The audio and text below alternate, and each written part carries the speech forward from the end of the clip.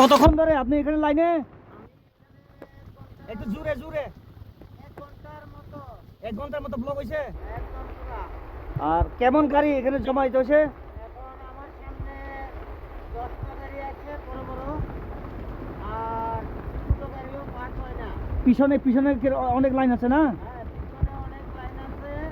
আর ডিপার্টমেন্টের লোক পাস হয় না এখন। ডিপার্টমেন্টের লোক আসে না এখনো? হ্যাঁ, ডিপার্টমেন্টের লোক এখনো আসে নাই?